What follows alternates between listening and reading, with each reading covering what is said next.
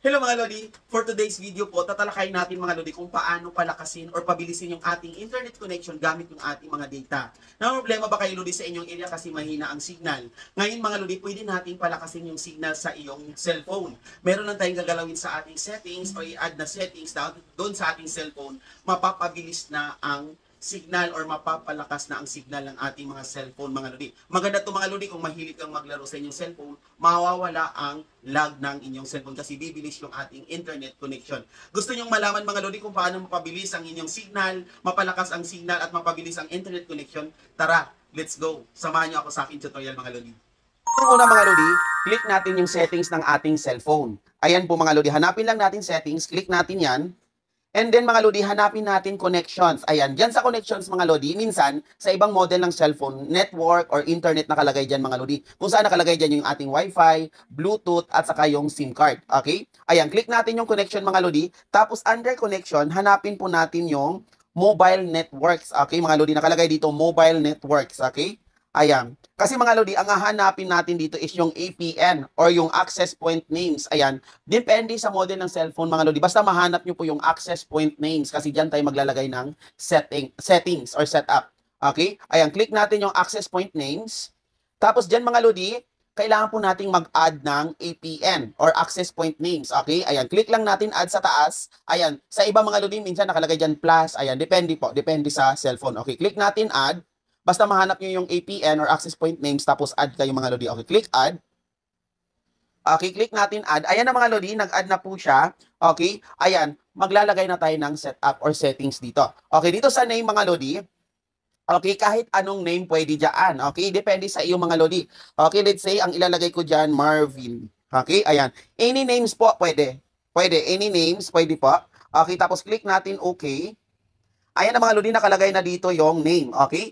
Tapos dito sa APN mga Lodi, click natin yan. Ang ilalagay natin dyan, capital G, google.com, okay? Ayan mga Lodi, make sure po, ang nakalagay dyan mga Lodi is letter G, capital letter, okay? Ayan, yan po mga Lodi ang gagayahin natin, okay? Yung Google, which is capital yung G, okay? Google.com, tapos okay lang.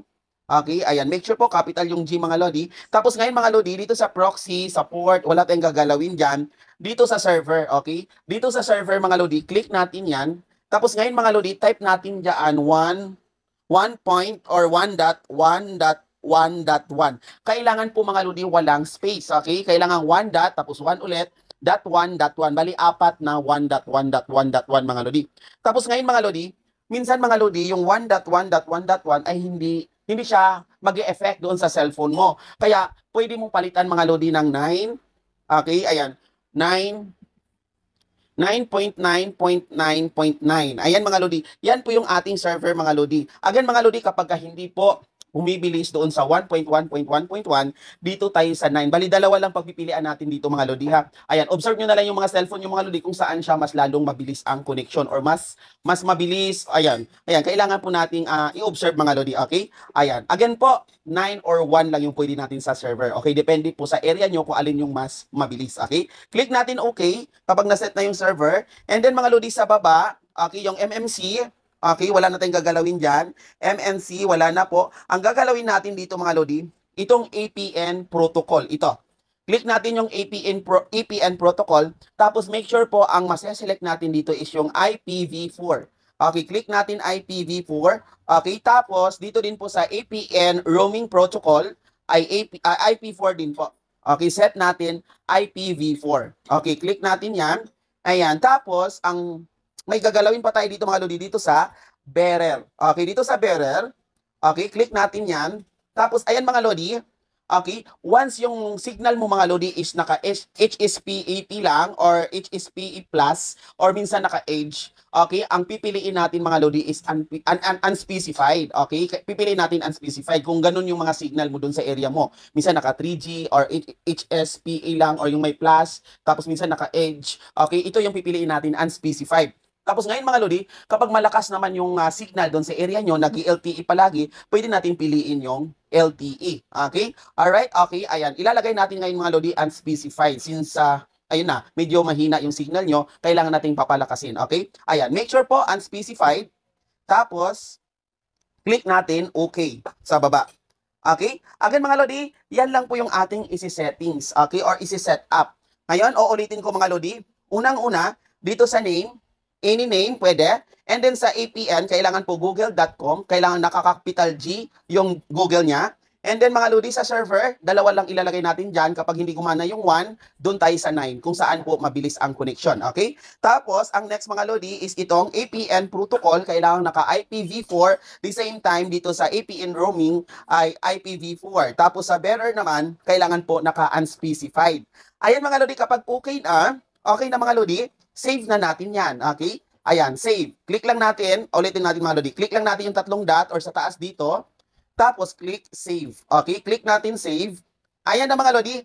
Makikita mo, ayan, ito na yung bagong gawa natin. So, i-default na natin yan ngayon mga Lodi. Okay? Once naka-default na yan mga Lodi, ayan, for sure po, lalakas na yung ating signal. Yes, mga Lodi. Maganda to mga Lodi sa mga area na, ayun, na problema ka sa signal nyo. Kasi po, ayun, minsan lang mag 4G, tapos naka-HSDP lang plus or H yung ating signal. Kaya nabuboost po yung signal dito mga Lodi sa APN na to. Maganda to mga Lodi sa mga mahilig maglalaro gaya ng Mobile Legend or iba pa, ayan. Kaya para hindi maranasan yung lag. Okay, mahirap kasi mga Lodi kapag naglalaro ng mga mobile games, ayan po, naglalag. Kaya subukan nyo na to mga Lodi. Maganda po to. Nakaka-boost or nakakapabilis ng signal at saka yung internet connection nyo.